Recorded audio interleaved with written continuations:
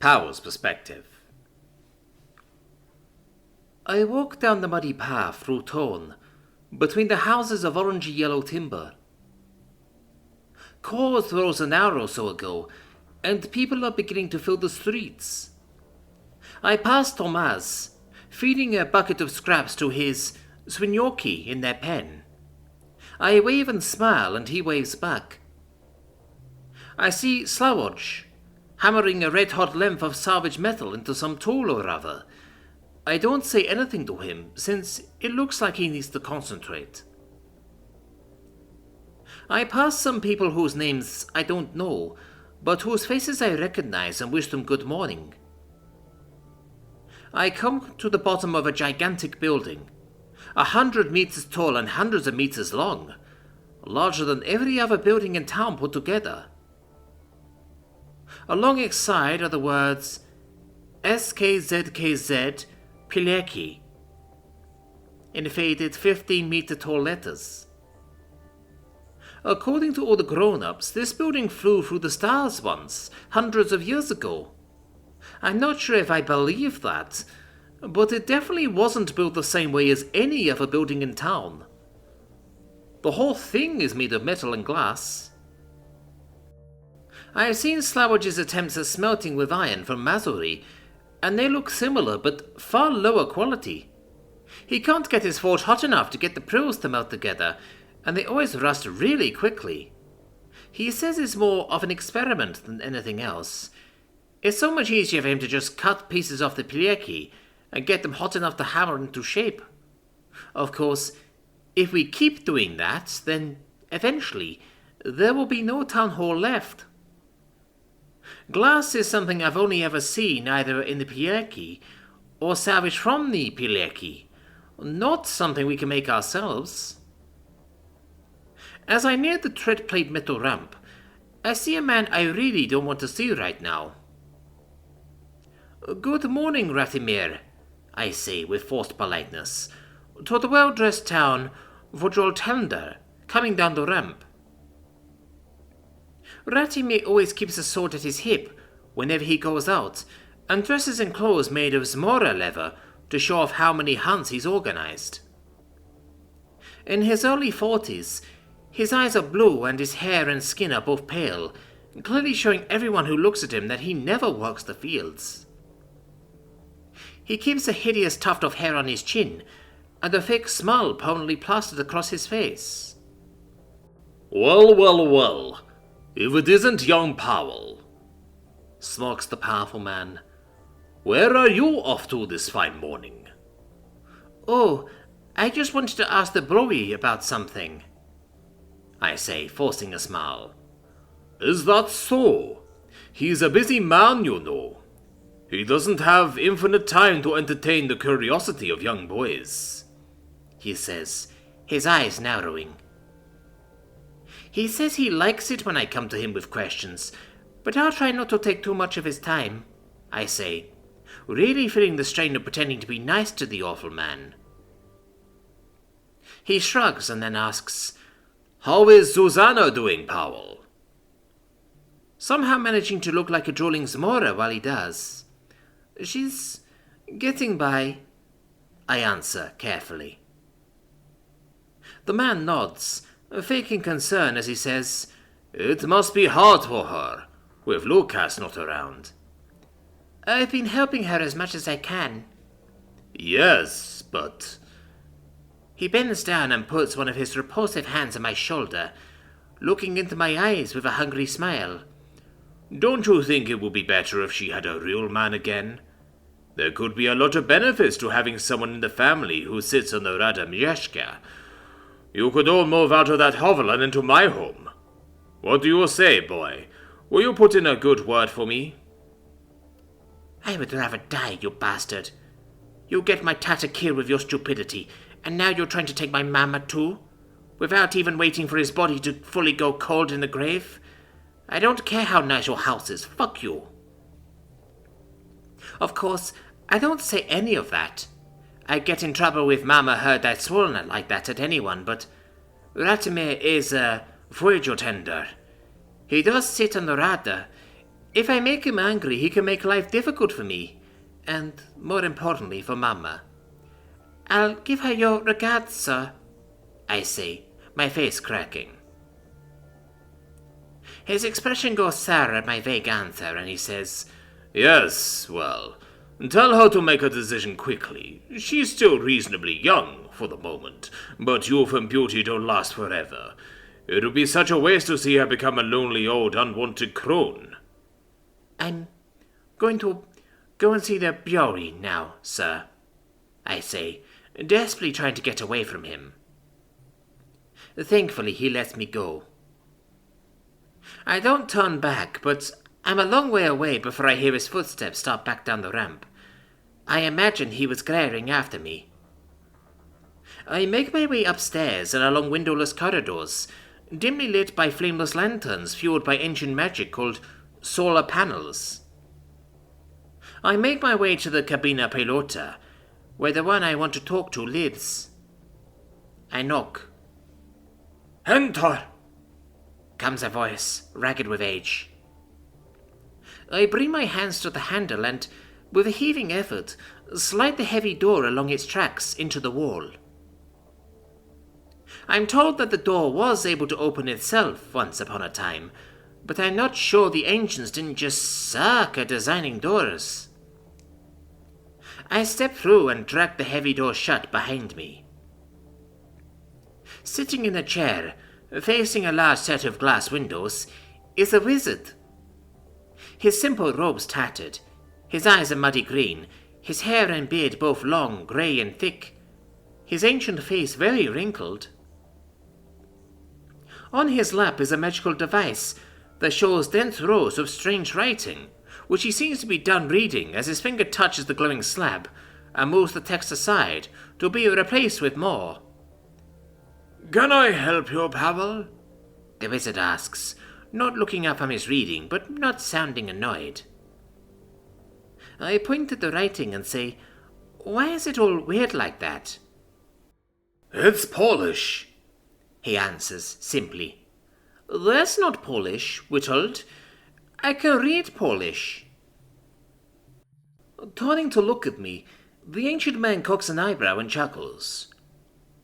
What you can read, Pavel, though we informally call it Polish, is, in point of fact, Nowo-Matoruski, a blended language that originally formed aboard the Plieki during the Wandering Years, before we found our way to Nowe Mazury. Polish makes up its base, but around 40% of its grammar and vocabulary come from other languages. This is Standard Polish, as it was spoken in the 23rd century. And that's Zoe to you, young man. Honestly, children have no respect these days. Smiling, I mock, Sincerest apologies, O wise and powerful Zoe. He laughs. I like Witold. He's a bit weird, but I suppose that's sort of what you expect of a wizard. He doesn't take himself too seriously, except to make fun. Something tells me you didn't come here for a linguistics lesson, Pavel, he asks, magically rotating his chair to face me. What can I help you with? Yeah, I stuttered, gathering my thoughts. I saw something strange earlier, and I wondered if you might know anything about it. He smiles impishly. I deal in the strange, lad. Tell me about it. So, I was up before chorus rose. My mama's not been sleeping well, so I was out in the coop, feeding our jajorosi for her. Then out of the corner of my eye, I saw something weird. What did you see, Powell? Asks the wizened man, leaning forward and fixing his eyes on me in a way that only he does. So I looked up at Velis, and I saw lightning. He gives a disappointed frown and answers, That's not strange at all. It's a gas giant. It regularly has violent storms. Have you never seen valiant lightning before? I shake my head, No, I have, but it's always been white or sometimes yellow. This was blue. His eyes go wide and he sweeps away the wall of text on his magic slab, summoning a blank pane with a blinking line on it, and the alphabet laid out at the bottom. Blue lightning, you say? Was it just one flash or did it last for a while? It kept going for 10 minutes or so from when I first noticed it. I watched it the whole time. I would have woken my mother to show her, but I thought she needed to sleep, I answer. And was it only in one place or was it all over? He answers, tapping the alphabet to make a rating. Just one place, on the bottom right as I was looking at it. What proportion of the planet that you could see was experiencing this blue lightning? He asks, somehow still writing while looking straight at me and not at the slab. Oh, like 100, maybe? Exceedingly localized, but continuous over minutes. Fascinating. That's not the weirdest part, I say sheepishly. Oh? Something even stranger happened afterward? Yeah, the blue lightning ended and then... I take a deep breath at the unbelievable thing I'm about to say. A star came up from the place it had been. A star? That's not how stars work, Powell. They're suns, like cores, just very far away, frowns the odd man. I know, Whittle, but I don't know how else to describe it, I say uncomfortably. He nods sympathetically and prods. All right, Powell. What did the star do? It moved through the sky way faster than any of the other stars and in the opposite direction, and it stopped. I point upwards, right above us. What did you do then? He asks. Well, I wanted to get somebody to show them, but by that point Coles was rising and it was getting difficult to see the star. I didn't want to get shouted at for making things up. He frowns. Who shouts at you for making things up, Powell? Not Susanna, surely. I shake my head. No, Mama knows I don't lie like that, but... Well, I think you and her are the only ones who'd believe me. At least, you believe that I believe I saw something. Powell, I know you aren't a liar, and I don't think you're mad either. I believe you saw something. Just what that something is, I'm afraid I can't tell you. You mean it's a secret? He laughs. I mean, I don't know, Powell. Shocking as this may be for you to hear, age does not bring with it omniscience. Do you think it might be... I look away sheepishly and mutter, the rattlesnake? He looks at me, his face sad, and shakes his head. I wish I could say yes, boy. Truly I do. I wish I could see the rattlesnake come in my lifetime. It's just that it's been more than 400 years now that every strange thing in the sky has made people stand and celebrate, believing that help has finally come. At some point, I suppose, it's just easier not to hope for miracles. It's much harder to be disappointed if you never had any expectations to dash. Therefore, I think that what you saw was nothing more than a rare, unexplained natural phenomenon. Okay, we told. Come now, Powell, don't be glum. Whether it was the rattlesnake or not, it sounds like you had an amazing experience this morning. I dare say you'll remember that blue lightning until your beard grows this grey, he says, cheerfully grabbing a handful of his thick beard to show me. I smile and chuckle. I don't want to grow a beard. He grins and waves his hand. Young boys always say that. One day you'll simply decide that the cut you've given yourself will be the last time you'll cut yourself in service of a clean-shaven face. I laugh and shake my head. Then I ask, Whittled, tell me where we came from. He cocks an eyebrow and asks, This isn't you asking for the talk, is it? Because I'm afraid I don't know anything about that. No? I giggle. About the Pelechi? About Earth? He purses his lips cheerily. You aren't bored of that story? I shake my head. All right. At this rate, you'll be the story yourself one day. You need to learn Polish first, though. He stands to a towering height of 185 centimeters and points to the magic swiveling chair for me to take a seat. I sit, and he starts the performance of the story. Earth is a planet, far, far away. The light of course, which takes 16.5 minutes to reach us here, would take so long to reach Earth that, by the time it did, you and I would have been dead for tens of thousands of years. Unlike here, the plants on Earth were green. If ever you wonder why our crops have green leaves, ask where they came from. Earth had great oceans, far larger than even the largest lake on Nui Mazuri. Earth had great dense forests, open plains, hot deserts, tall mountains. But none of these were the most special thing that Earth had. Earth produced an animal, alone among all planets known, that could ask itself, who am I? One of these animals stands before you, a human. These humans looked to their fellow animals and sought to tame them, to subjugate them. And in this they had some success. They sat astride mighty war horses, hunted with mighty wolves, herded mighty aurochs. Then they looked to their world and sought to tame it, to subjugate it. And in this they had some success. They built great buildings, they farmed great lands, they dammed great rivers. The humans then looked to each other, and each sought to tame the other, to subjugate them. His face goes sad as he says, And in this they had some success.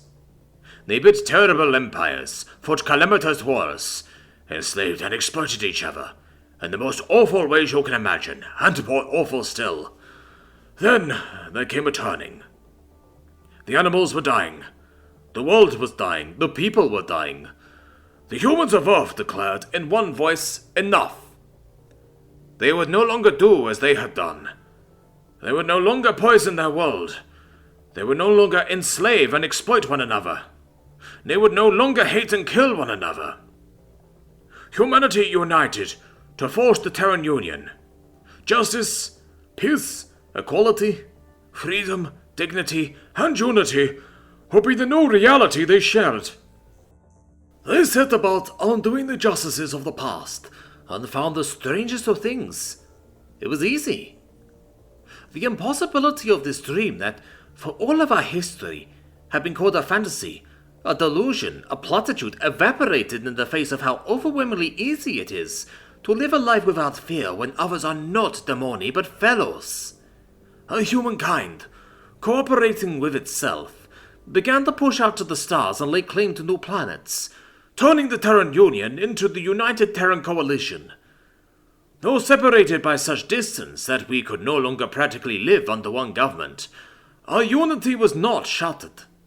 Earth, the cradle of humanity, supported her far-flung settlements in the stars, and our nation of nations thrived.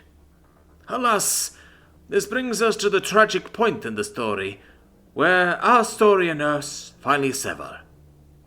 The year was 2291 by the Terran calendar, and the Coalition, now 90 billion strong and containing 41 planets, had designated a new world for settlement, Noe Pomorze.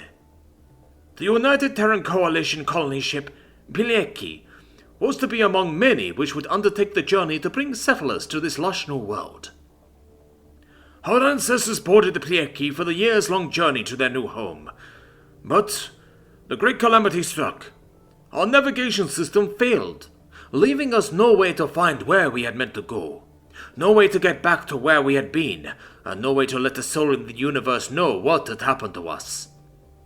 We wandered the stars for decades, hoping to, by some miracle, stumble upon help. We found none. The ship, which had never been intended to go so long without proper upkeep, was dying. His life support failing, and his reactor running dangerously low of his tritium fuel. The decision was made to find a planet that we may survive. Here, on Noe Mazuri, the Plieki came to rest, never again to set flight. Here we have survived for all these years. Here we have waited for the Rattleneck, where Mother Terra finds her lost children and brings them back into her fold. I clap loudly. I love that story, even if it's a bit of a sad one.